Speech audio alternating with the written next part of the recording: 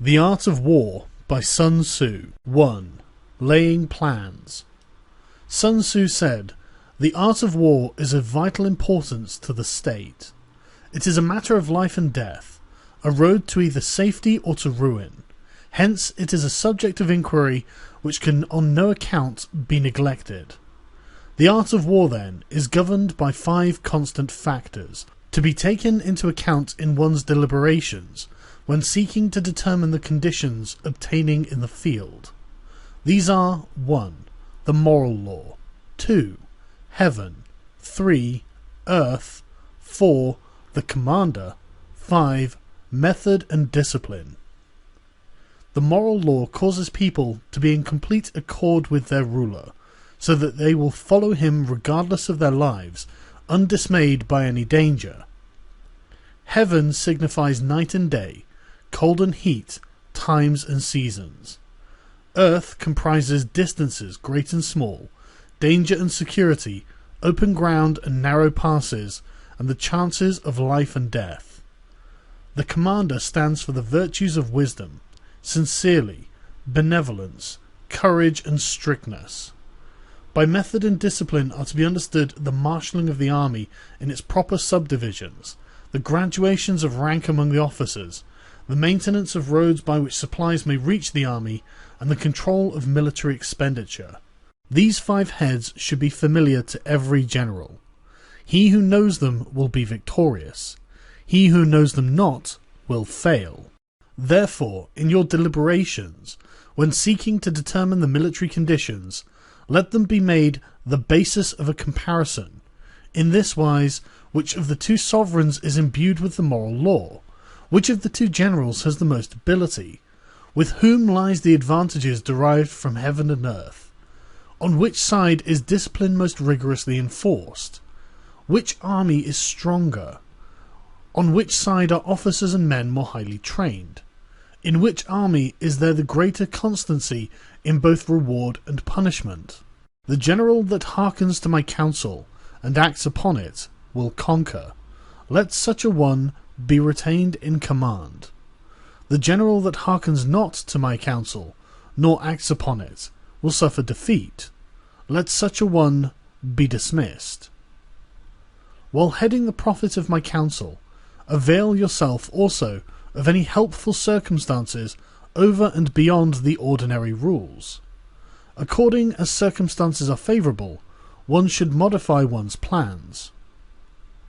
All warfare is based on deception. Hence, when able to attack, we must seem unable.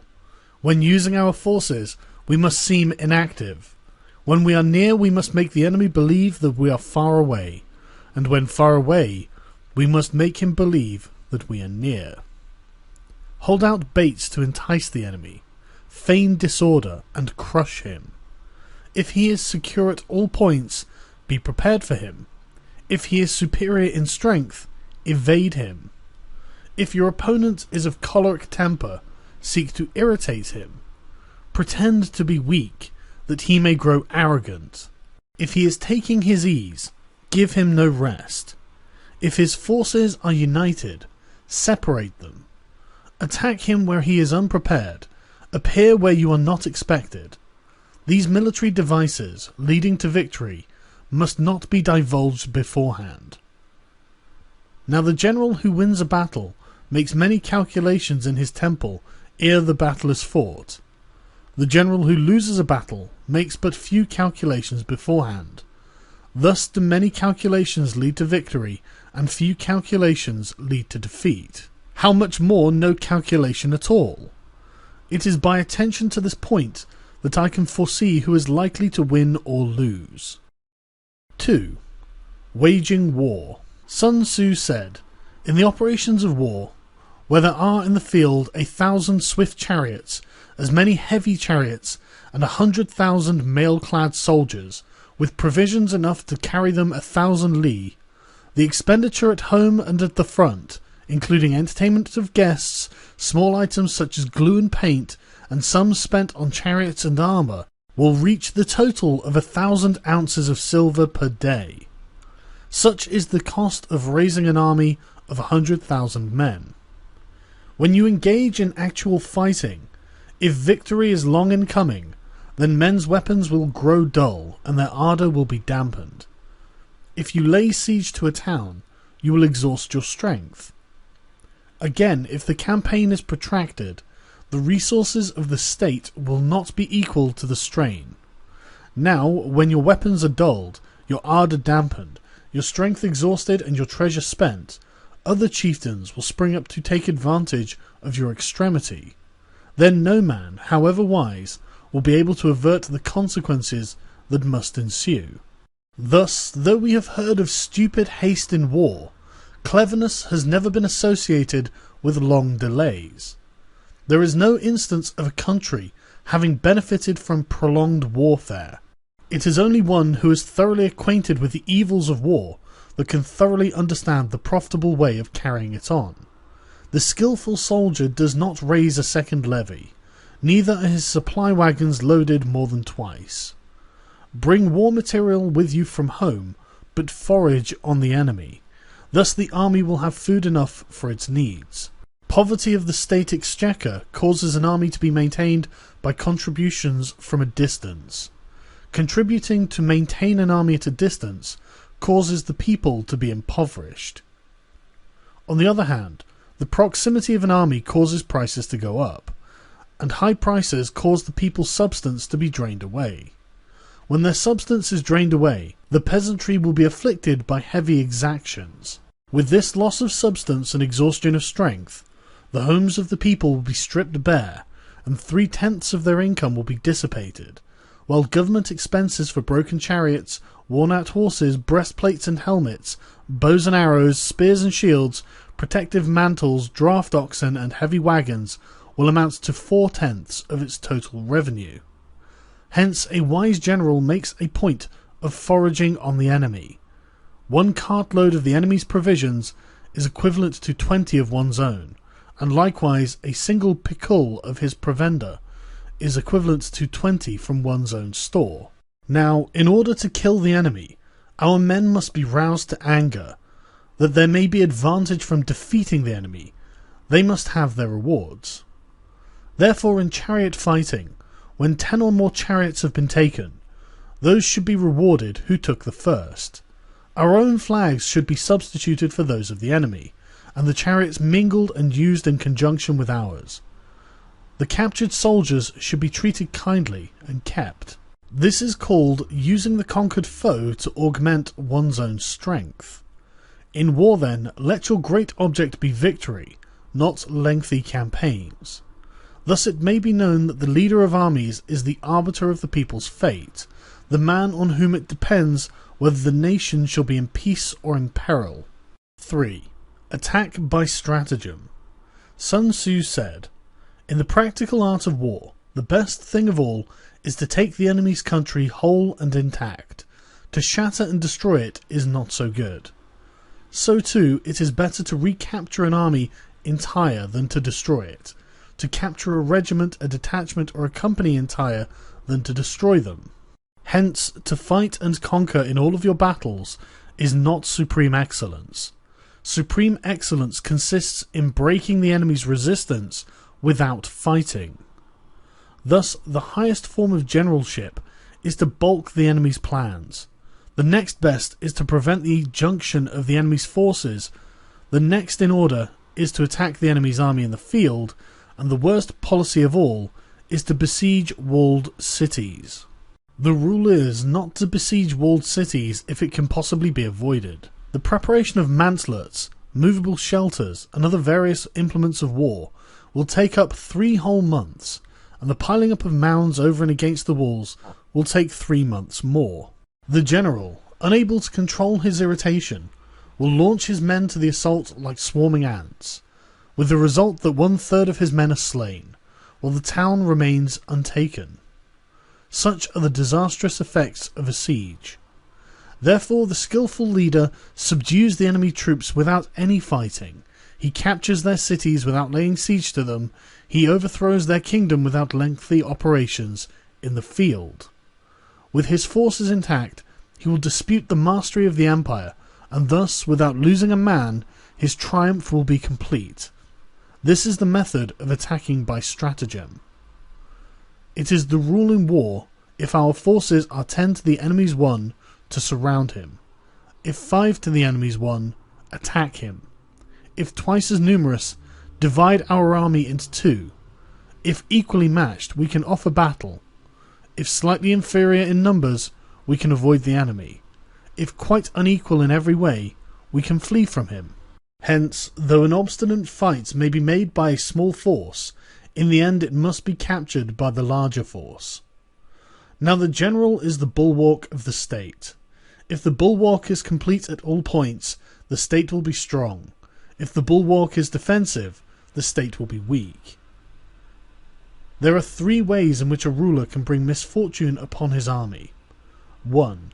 By commanding the army to advance or to retreat, being ignorant of the fact that it cannot obey.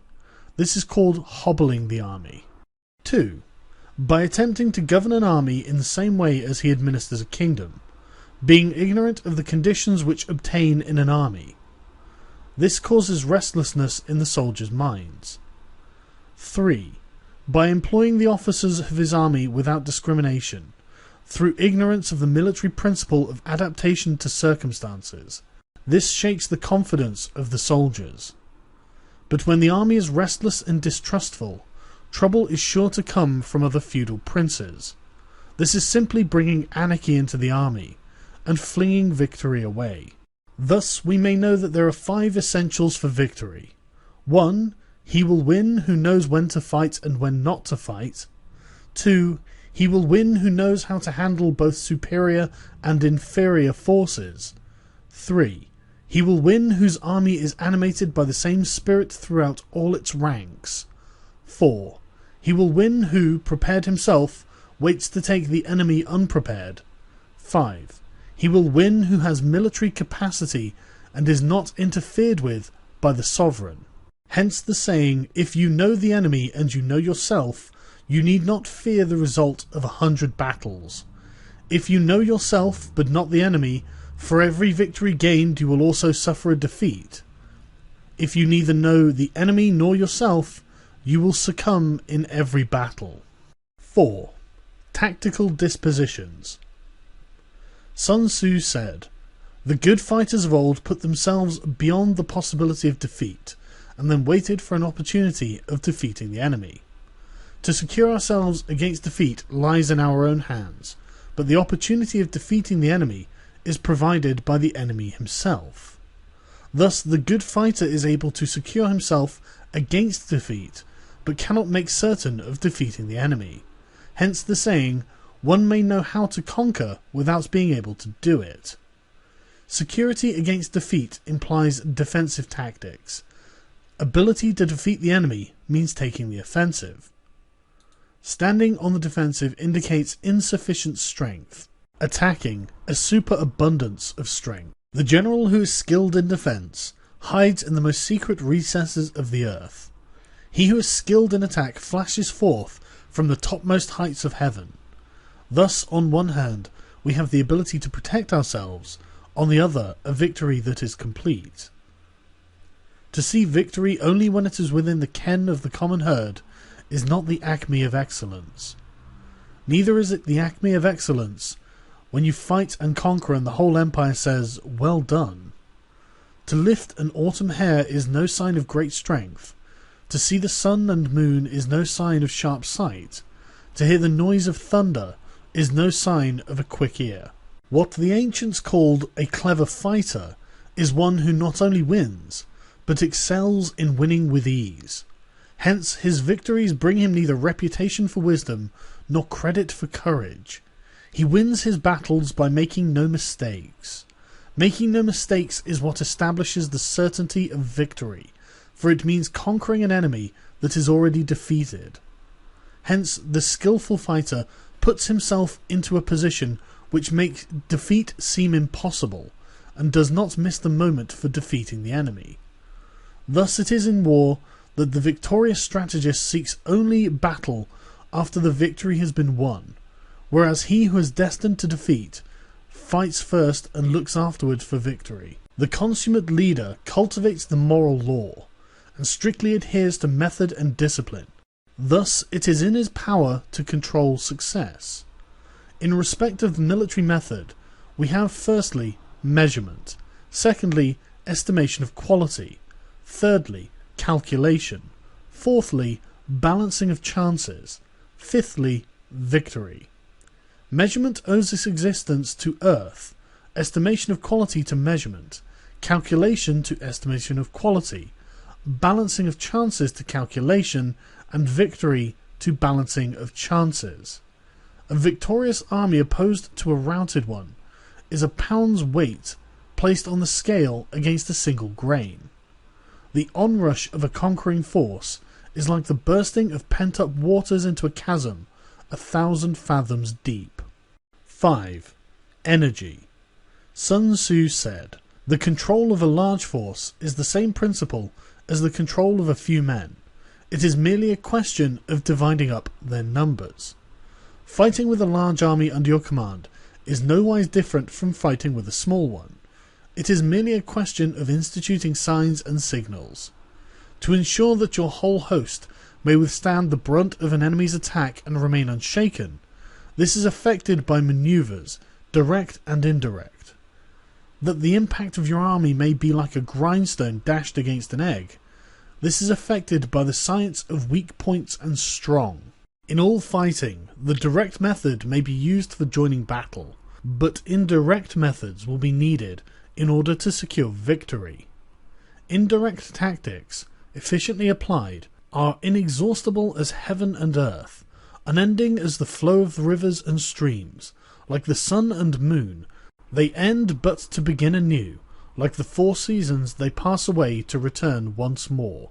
There are not more than 5 musical notes, yet the combination of these 5 gave rise to more melodies than can ever be heard. There are not more than 5 primary colours, blue, yellow, red, white and black, yet in any combination they produce more hues than can ever be seen. There are not more than 5 cardinal tastes, sour, acrid, salt, sweet and bitter, yet combinations of them yield more flavours than can ever be tasted. In battle, there are not more than 2 methods of attack, the direct and the indirect, yet these 2 in combination can give rise to an endless series of manoeuvres. The direct and indirect lead on to each other in turn. It is like moving in a circle, you never come to an end. Who can exhaust the possibilities of their combination? The onset of troops is like the rush of a torrent, which will even roll stones along in its course. The quality of decision is like the well-timed swoop of a falcon, which enables it to strike and destroy its victim. Therefore the good fighter will be terrible in his onset and prompt in his decision. Energy may be likened to the bending of a crossbow, decision to the releasing of a trigger. Amid the turmoil and tumult of battle, there may be seeming disorder, and yet no real disorder at all. Amid confusion and chaos, your array may be without head or tail, yet it will be proof against defeat.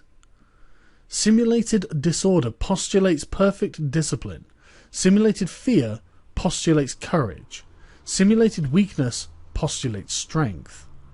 Hiding order beneath the cloak of disorder is simply a question of subdivision. Concealing courage under a show of timidity presupposes a fund of latent energy. Masking strength with weakness is to be effected by tactical dispositions. Thus, one who is skillful at keeping the enemy on the move maintains deceitful appearances, according to which the enemy will act. He sacrifices something that the enemy may snatch at it. By holding out baits, he keeps him on the march.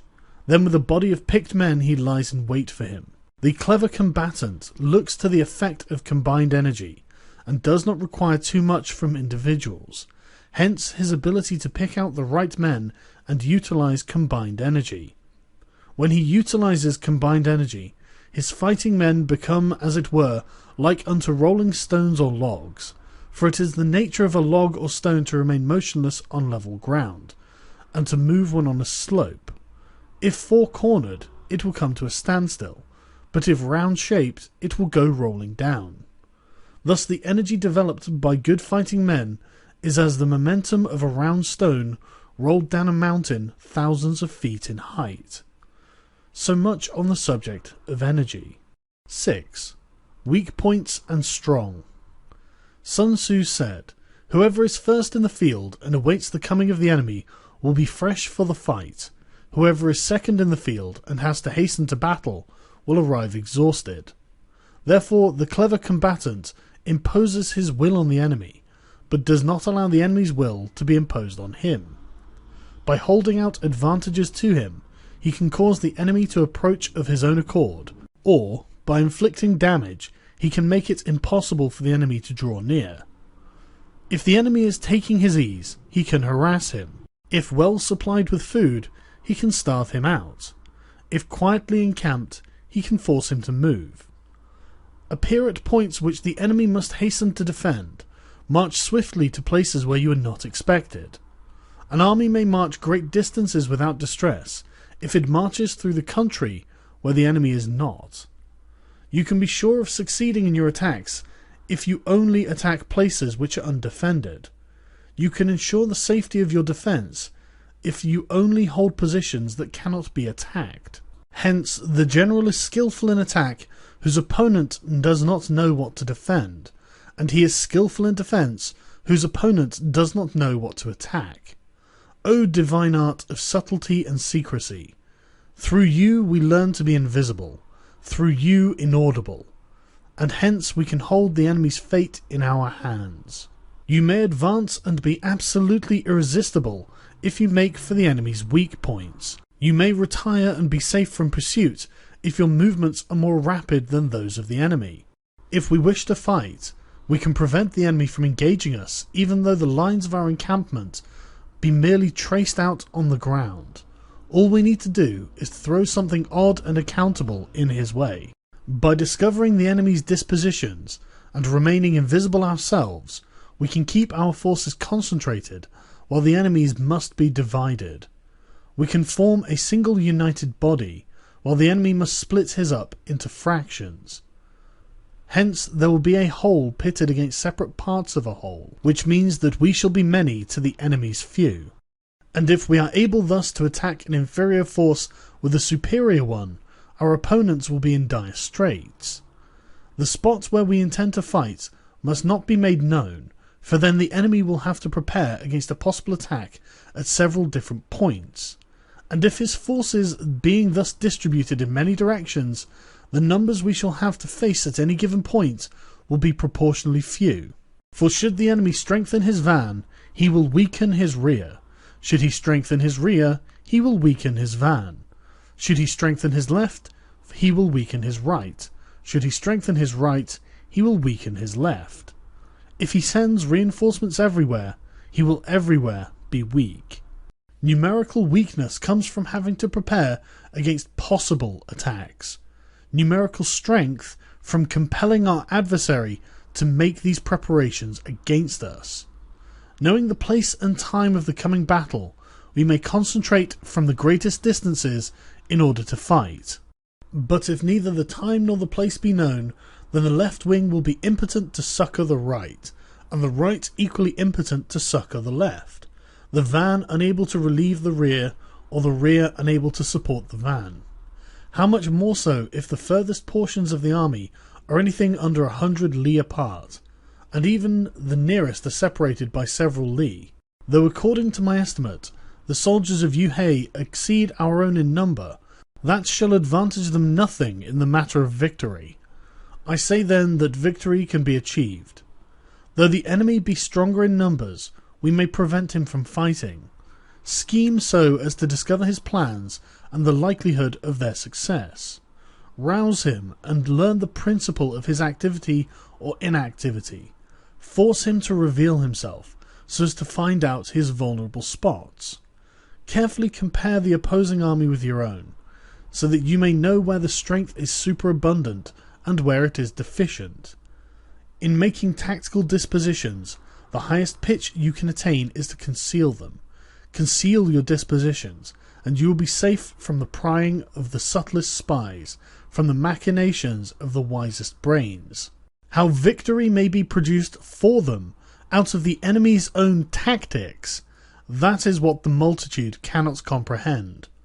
All men can see the tactics whereby I conquer, but what none can see is the strategy out of which victory is evolved. Do not repeat the tactics which have gained you one victory, but let your methods be regulated by the infinite variety of circumstances. Military tactics are like unto water, for water in its natural course runs away from high places and hastens downwards. So in war the way is to avoid what is strong and to strike at what is weak. Water shapes its course according to the nature of the ground over which it flows. The soldier works out his victory in relation to the foe whom he is facing. Therefore, just as water retains no constant shape, so in warfare there are no constant conditions. He who can modify his tactics in relation to his opponent, and thereby succeed in winning, may be called a heaven-born captain. The 5 elements, water, fire, wood, metal, and earth, are not always equally predominant. The 4 seasons make way for each other in turn. There are short days and long. The moon has its periods of waning and waxing. 7. Maneuvering. Sun Tzu said, "In war the general receives his commands from the sovereign. Having collected an army and concentrated his forces, he must blend and harmonize the different elements thereof before pitching his camp. After that comes tactical maneuvering, than which there is nothing more difficult. The difficulty of tactical maneuvering consists in turning the devious into the direct, and misfortune into gain.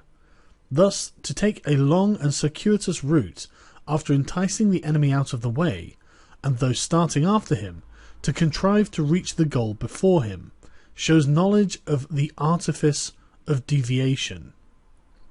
Maneuvering with an army is advantageous, with an undisciplined multitude most dangerous. If you set a fully equipped army in march in order to snatch an advantage, the chances are that you will be too late. On the other hand, to detach a flying column for the purpose involves the sacrifice of its baggage and stores. Thus, if you order your men to roll up their buff coats and make forced marches without halting day or night, covering double the usual distance at a stretch, doing 100 li in order to wrest an advantage, the leaders of all of your 3 divisions will fall into the hands of the enemy. The stronger men will be in front, the jaded ones will fall behind, and on this plan only 1/10 of your army will reach its destination. If you march 50 li in order to outmaneuver your enemy, you will lose the leader of your first division, and only half of your force will reach the goal. If you march 30 li with the same object, 2/3 of your army will arrive. We may take it then that an army without its baggage train is lost. Without provisions it is lost. Without bases of supply it is lost. We cannot enter into alliances until we are acquainted with the designs of our neighbours. We are not fit to lead an army on the march unless we are familiar with the face of the country, its mountains and forests, its pitfalls and precipices, its marshes and swamps. We shall be unable to turn natural advantage to account unless we make use of local guides. In war, practice dissimulation, and you will succeed. Whether to concentrate or to divide your troops must be decided by circumstances. Let your rapidity be that of the wind, your compactness that of the forest. In raiding and plundering be like fire, is immovability like a mountain. Let your plans be dark and impenetrable as night, and when you move, fall like a thunderbolt. When you plunder a countryside, let the spoil be divided amongst your men. When you capture a new territory, cut it up into allotments for the benefit of the soldiery.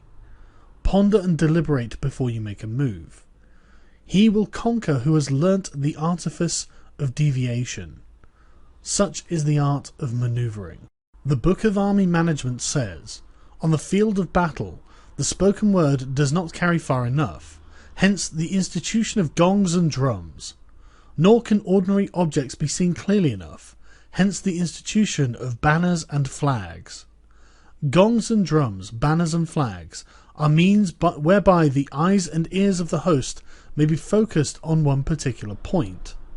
The host thus forming a single united body, it is impossible either for the brave to advance alone or the cowardly to retreat alone. This is the art of handling large masses of men. In night fighting, then, make such use of signal fires and drums, and in fighting by day of flags and banners, as a means of influencing the ears and eyes of your army. A whole army may be robbed of its spirit. A commander-in-chief may be robbed of his presence of mind. Now a soldier's spirit is keenest in the morning. By noonday it has begun to flag, and in the evening his mind is bent only on returning to camp. A clever general, therefore, avoids an army when its spirit is keen, but attacks it when it is sluggish and inclined to return. This is the art of studying moods. Disciplined and calm, to wait the appearance of disorder and hubbub amongst the enemy. This is the art of retaining self-possession. To be near the goal while the enemy is still far from it, to wait at ease while the enemy is toiling and struggling, to be well fed while the enemy is famished. This is the art of husbanding one's strength. To refrain from intercepting an enemy whose banners are in perfect order. To refrain from attacking an army drawn up in calm and confident array. This is the art of studying circumstances. It is a military axiom not to advance uphill against the enemy, nor to oppose him when he comes downhill. Do not pursue an enemy who simulates flight. Do not attack soldiers whose temper is keen. Do not swallow bait offered by the enemy. Do not interfere with an army that is returning home. When you surround an army, leave it an outlet free. Do not press a desperate foe too hard. Such is the art of warfare. 8. Variation in tactics. Sun Tzu said, "In war, the general receives his commands from the sovereign, and collects his army, and concentrates his forces. When in difficult country, do not encamp. In country where high roads intersect, join hands with your allies. Do not linger in dangerously isolated positions. In hemmed-in situations, you must resort to stratagem. In desperate position, you must fight. There are roads which must not be followed, armies which must not be attacked, towns which must be besieged, positions which must not be contested, commands of the sovereign which must not be obeyed." The general who thoroughly understands the advantages that accompany variation of tactics knows how to handle his troops. The general who does not understand these may well be acquainted with the configuration of the country, yet he will not be able to turn his knowledge to practical account. So, the student of war who is unversed in the art of war, of varying his plans, even though he be acquainted with the 5 advantages, will fail to make best use of his men. Hence, in the wise leader's plans, considerations of advantage and of disadvantage will be blended together. If our expectation of advantage be tempered in this way, we may succeed in accomplishing the essential part of our schemes. If, on the other hand, in the midst of difficulties we are always ready to seize an advantage, we may extricate ourselves from misfortune. Reduce the hostile chiefs by inflicting damage on them, and make trouble for them, and keep them constantly engaged. Hold out specious allurements, and make them rush to any given point. The art of war teaches us to rely not on the likelihood of the enemy's not coming, but on our own readiness to receive him, not on the chance of his not attacking, but rather on the fact that we have made our position unassailable. There are 5 dangerous faults which may affect a general. 1. Recklessness, which leads to destruction. 2. Cowardice, which leads to capture. 3. A hasty temper, which can be provoked by insults. 4. A delicacy of honour, which is sensitive to shame. 5. Over-solicitude for his men, which exposes him to worry and trouble. These are the 5 besetting sins of a general, ruinous to the conduct of war. When an army is overthrown and its leader slain, the cause will surely be found amongst these 5 dangerous faults. Let them be a subject of meditation. 9. The army on the march. Sun Tzu said, "We come now to the question of encamping the army, and observing the signs of the enemy. Pass quickly over mountains and keep in the neighbourhood of valleys. Camp in high places, facing the sun. Do not climb heights in order to fight. So much for mountain warfare. After crossing a river, you should get far away from it. When an invading force crosses a river on its onward march, do not advance to meet it midstream. It will be best to let half the army get across, and then deliver your attack. If you are anxious to fight, you should not go to meet the invader near a river which he has to cross. Moor your craft higher up than the enemy, and facing the sun. Do not move upstream to meet the enemy. So much for river warfare.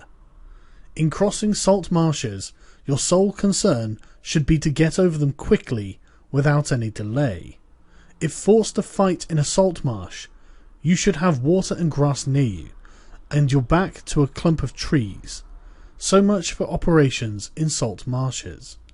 In dry, level country, take up an easily accessible position with rising ground to your right and on your rear, so that the danger may be in front and safety lie behind.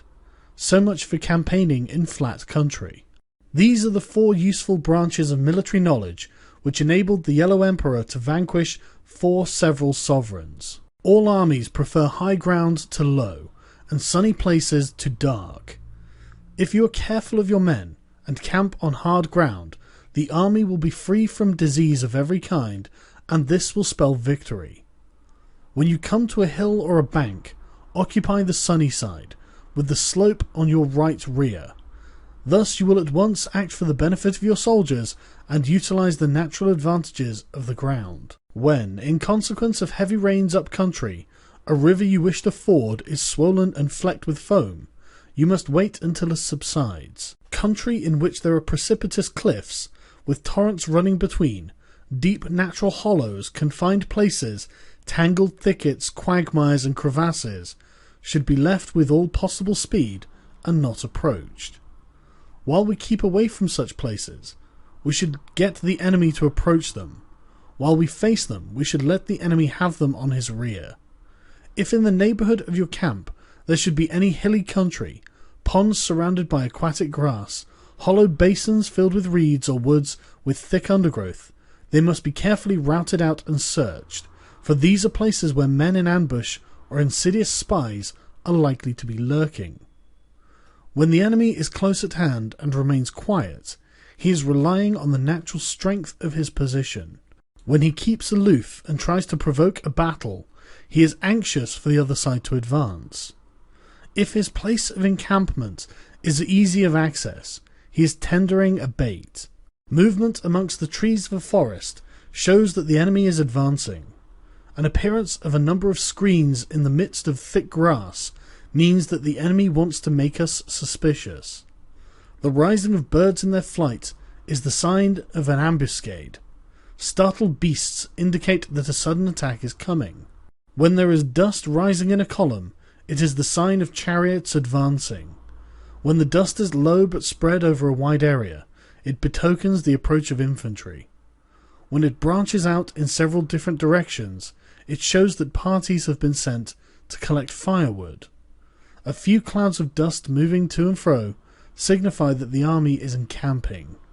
Humble words and increased preparations are the signs that the enemy is about to advance. Violent language and driving forward as if to the attack are signs that he will retreat. When the light chariots come out first and take up a position on the wings, it is a sign that the enemy is forming for battle. Peace proposals unaccompanied by a sworn covenant indicate a plot. When there is much running about and soldiers fall into rank, it means that the critical moment has come. When some are seen advancing and some retreating, it is a lure. When the soldiers stand leaning on their spears, they are faint from want of food. If those who are sent to draw water begin by drinking themselves, the army is suffering from thirst. If the enemy sees an advantage to be gained and makes no effort to secure it, the soldiers are exhausted. If birds gather on any spot, it is unoccupied. Clamour by night betokens nervousness. If there is a disturbance in the camp, the general's authority is weak. If the banners and flags are shifted about, sedition is afoot. If the officers are angry, it means that the men are weary.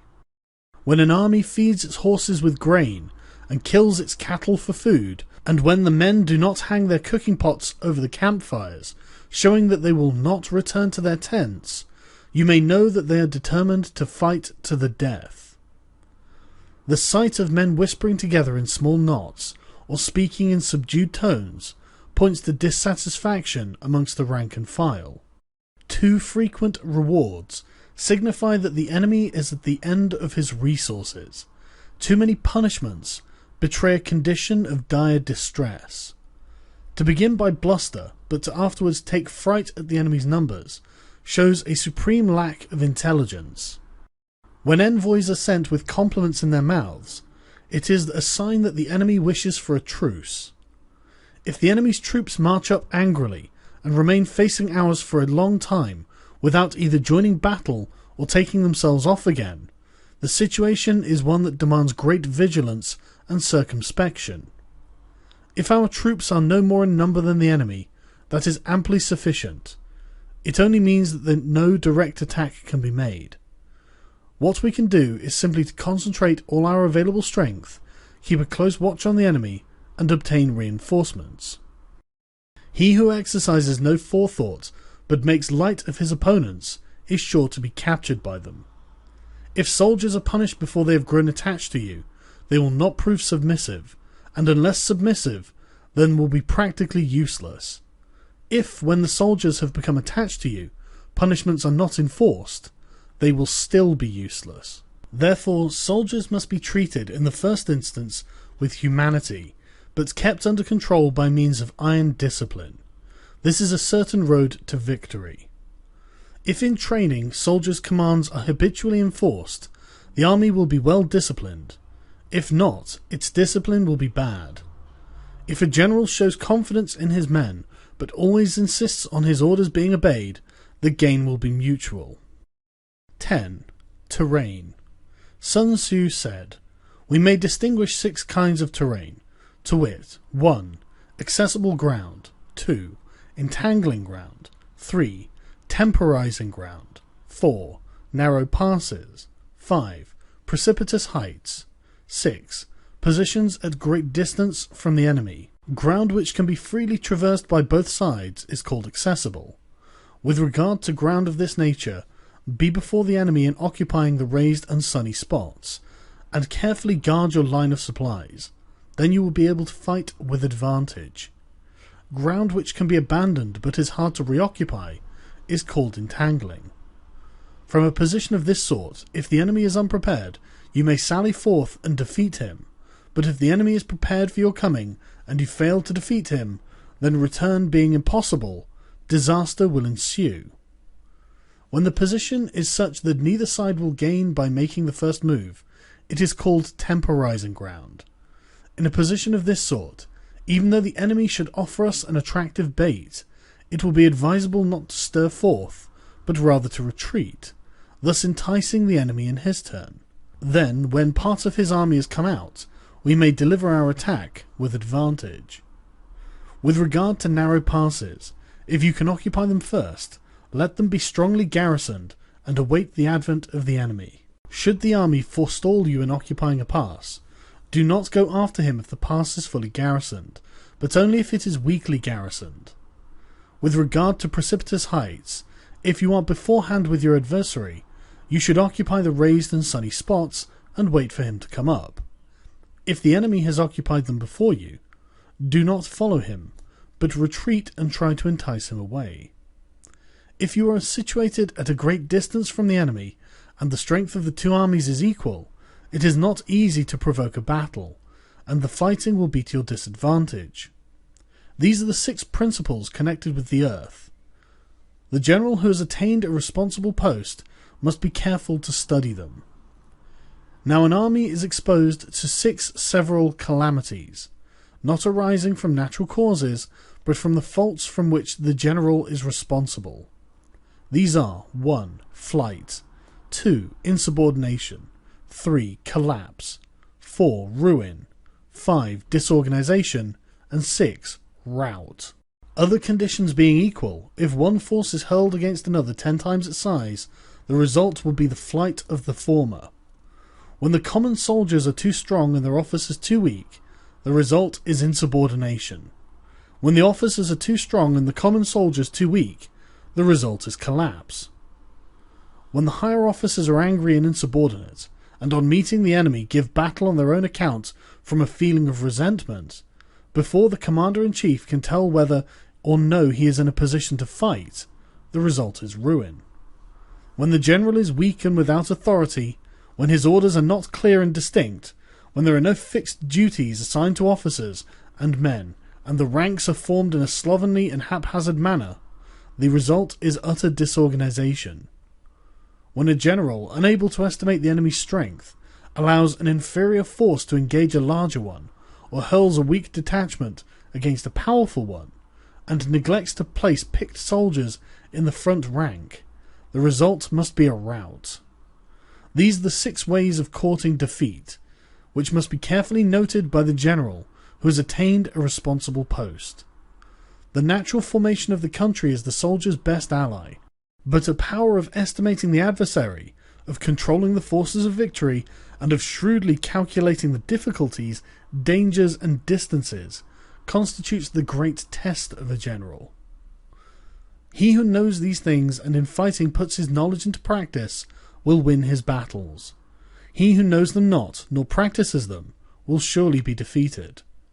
If fighting is so sure to result in victory, then you must fight, even though the ruler forbid it. If fighting will not result in victory, then you must not fight, even at the ruler's bidding. The general who advances without coveting fame, and retreats without fearing disgrace, whose only thought is to protect his country and do good service for his sovereign, is the jewel of the kingdom. Regard your soldiers as your children, and they will follow you into the deepest valleys. Look upon them as your own beloved sons, and they will stand by you even unto death. However, if you are indulgent, but unable to make your authority felt, kind-hearted, but unable to enforce your commands, and incapable, moreover, of quelling disorder, then your soldiers must be likened to spoilt children. They are useless for any practical purpose. If we know that our own men are in a condition to attack, but are unaware that the enemy is not open to attack, we have gone only halfway towards victory. If we know that the enemy is open to attack, but are unaware that our own men are not in a condition to attack, we have gone only halfway towards victory. If we know that the enemy is open to attack, and we also know that our men are in a condition to attack, but are unaware that the nature of the ground makes fighting impracticable, we have still only gone halfway towards victory. Hence, the experienced soldier, in one motion, is never bewildered. Once he has broken camp, he is never at a loss. Hence the saying, if you know your enemy, and you know yourself, your victory will not stand in doubt. If you know heaven and you know earth, you may make your victory complete. 11. The 9 situations. Sun Tzu said, the art of war recognizes 9 varieties of ground. 1. Dispersive ground. 2. Facile ground. 3. Contentious ground. 4. Open ground. 5. Ground of intersecting highways. 6. Serious ground. 7. Difficult ground. 8. Hemmed-in ground. And 9. Desperate ground. When a chieftain is fighting in his own territory, it is dispersive ground. When he has penetrated into hostile territory, but to no great distance, it is facile ground. Ground the possession of which imports great advantage to either side, it is contentious ground. Ground on which either side has liberty of movement is open ground. Ground which forms the key to 3 contiguous states, so that he who occupies it first has the most of the empire at his command, is a ground of intersecting highways. When an army has penetrated into the heart of a hostile country, leaving a number of fortified cities in its rear, it is serious ground. Mountain forests, rugged steeps, marshes and fens, all country that is hard to traverse, this is difficult ground. Ground which is reached through narrow gorges, and from which we can only retire by tortuous paths, so that a small number of the enemy would suffice to crush a large body of our men, this is hemmed-in ground. Ground on which we can only be saved from destruction by fighting without delay is desperate ground. On dispersive ground, therefore, fight not. On facile ground, halt not. On contentious ground, attack not. On open ground, do not try to block the enemy's way. On the ground of intersecting highways, join hands with your allies. On serious ground, gather in plunder. On difficult ground, keep steadily on the march. On hemmed-in ground, resort to stratagem. On desperate ground, fight. Those who were called skillful leaders of old knew how to drive a wedge between the enemy's front and rear, to prevent cooperation between his large and small divisions, to hinder the good troops from rescuing the bad, from the officers from rallying their men. When the enemy's men were united, they managed to keep them in disorder. When it was to their advantage, they made a forward move. When otherwise, they stopped still. If asked how to cope with a great host of the enemy in orderly array and on the point of marching to the attack, I should say, begin by seizing something which your opponent holds dear. Then he will be amenable to your will. Rapidity is the essence of war. Take advantage of the enemy's unreadiness. Make your way by unexpected routes, and attack unguarded spots. The following are the principles to be observed by an invading force. The further you penetrate into a country, the greater will be the solidarity of your troops, and thus the defenders will not prevail against you. Make forays into fertile country in order to supply your army with food. Carefully study the well-being of your men, and do not overtax them. Concentrate your energy and hoard your strength. Keep your army continually on the move, and devise unfathomable plans. Throw your soldiers into positions whence there is no escape, and they will prefer death to flight. If they will face death, there is nothing that they may not achieve. Officers and men alike will put forth their utmost strength. Soldiers, when in desperate straits, lose the sense of fear. If there is no place of refuge, they will stand firm. If they are in hostile country, they will show a stubborn front. For if there is no help for it, they will fight hard. Thus, without waiting to be marshalled, the soldiers will constantly be on the qui-vive. Without waiting to be asked, they will do your will. Without restrictions, they will be faithful. Without giving orders, they can be trusted. Prohibit the taking of omens, and do away with superstitious doubts. Then, until death itself comes, no calamity need be feared. If our soldiers are not overburdened with money, it is not because they have a distaste for riches. If their lives are not unduly long, it is not because they are disinclined to longevity. On the day they are ordered out to battle, your soldiers may weep, those sitting up bedewing their garments, and those lying down letting the tears run down their cheeks. But let them once be brought to bay, and they will display the courage of a Chu or a Q. The skillful tactician may be likened to the Shuai Yuan. Now the Shuai Yuan is a snake that is found amongst the Chuung Mountains. Strike at its head, and you will be attacked by its tail. Strike at its tail, and you will be attacked by its head. Strike at its middle, and you will be attacked by head and tail both. Asked if an army can be made to imitate the Shuai Yuan, I should answer yes, for the men of Wu and the men of Ye are enemies, yet if they are crossing a river in the same boat and are caught by a storm, they will come to each other's assistance, just as the left hand helps the right. Hence it is not enough to put one's trust in the tethering of horses and the burying of chariot wheels into the ground. The principle on which to manage an army is to set up one standard of courage which all must reach. How to make the best of both strong and weak, that is a question involving the proper use of ground.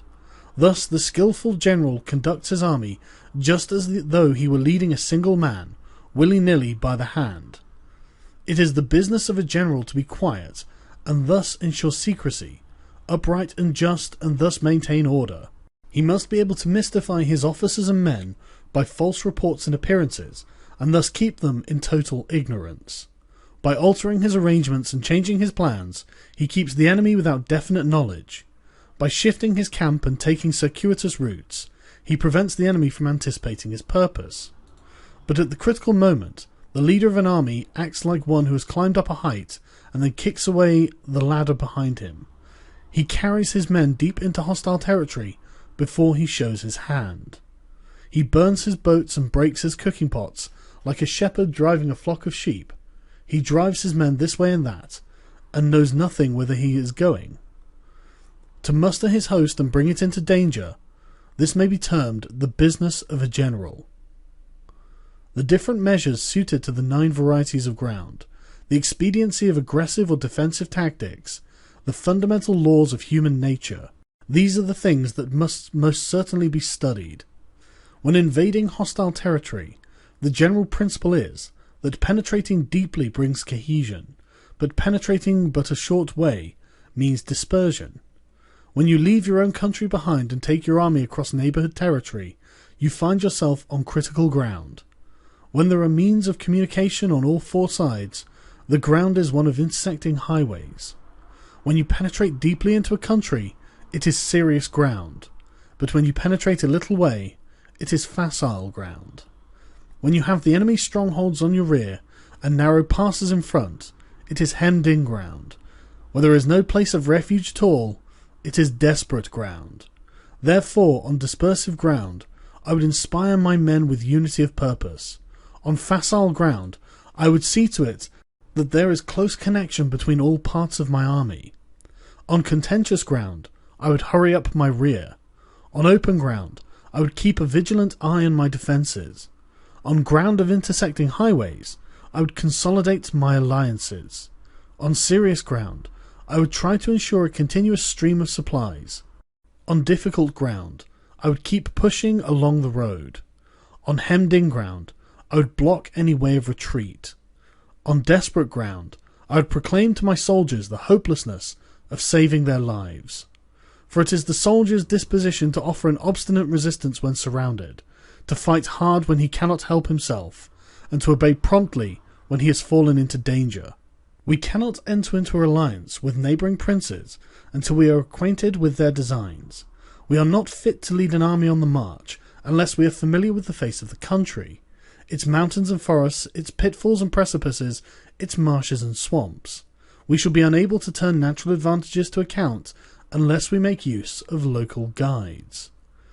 To be ignored in any one of the following 4 or 5 principles does not befit a warlike prince. When a warlike prince attacks a powerful state, his generalship shows itself in preventing the concentration of the enemy's forces. He overawes his opponents, and their allies are prevented from joining against him. Hence he does not strive to ally himself with all and sundry, nor does he foster the power of other states. He carries out his own secret designs, keeping his antagonists in awe. Thus he is able to capture their cities and overthrow their kingdoms.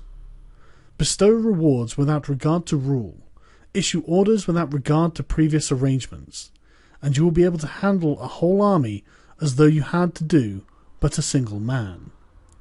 Confront your soldiers with the deed itself. Never let them know your design. When the outlook is bright, bring it before their eyes, but tell them nothing when the situation is gloomy. Place your army in deadly peril, and it will survive. Plunge it into desperate straits, and it will come off in safety. For it is precisely when a force has fallen into harm's way that it is capable of striking a blow for victory. Success in warfare is gained by carefully accommodating ourselves to the enemy's purpose. By persistently hanging on the enemy's flank, we shall succeed in the long run in killing the commander-in-chief. This is called ability to accomplish a thing by sheer cunning. On the day that you take up your command, block the frontier passes, destroy the official tallies, and stop the passage of all emissaries. Be stern in the council chamber, so that you may control the situation. If the enemy leaves a door open, you must rush in. Forestall your opponents by seizing what he holds dear, and subtly contrive to time his arrival on the ground. Walk in the path defined by rule, and accommodate yourself to the enemy until you can fight a decisive battle. At first, then, exhibit the coyness of a maiden until the enemy gives you an opening. Afterwards, emulate the rapidity of a running hare, and it will be too late for the enemy to oppose you. 12. Attack by fire. Sun Tzu said, "There are 5 ways of attacking with fire. The first is to burn soldiers in their camp. The second is to burn stores. The third is to burn baggage trains. The fourth is to burn arsenals and magazines. The fifth is to hurl dropping fire amongst the enemy." In order to carry out an attack, we must have means available.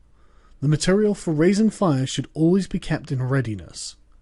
There is a proper season for making attacks with fire, and special days for starting a conflagration. The proper season is when the weather is very dry.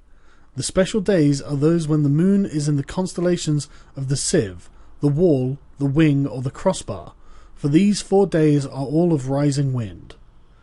In attacking with fire, one should be prepared to meet the 5 possible developments.